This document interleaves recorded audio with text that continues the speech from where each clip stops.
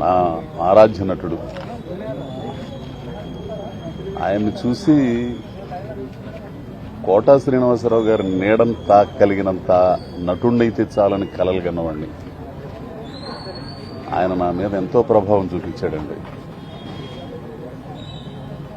అంత మహా గొప్ప నటుడు. అంతే, ఏ పాత్ర చేసినా పాత్రే కనపడి తప్పితే కోటా గారు కనపడరు. కొంతమంది చేస్తున్నప్పుడు వాళ్లే కనపడతారు తప్పితే పాత్రలు కనపడవు. కానీ కోటా గారు అంతే వచ్చారు. అందరిలాగే ఈశ్వరంగారావు, రాజనాల పెద్ద పెద్ద నటుల్లాగానే వచ్చారు. వారి కార్యక్రమాన్ని వారు పూర్తి చేసుకున్నారు, వెళ్ళారు. కానీ కొన్ని తరాల వరకు ఆయన మిగిలిపోతాడు ప్రేక్షకుల హృదయాల్లో. నాలాంటి నటుడికి ఎంతో ఆదర్శనీయుడు నటనలో. ఈ రోజున ఆయన పరమోదయించడం బాధాకరమైనా కానీ భౌతికంగా ఎవరైనా సరే దూరం అయిపోవాలా, మన మనసుల్లో మాత్రం చిరస్థాయిగా ఉంటాడు.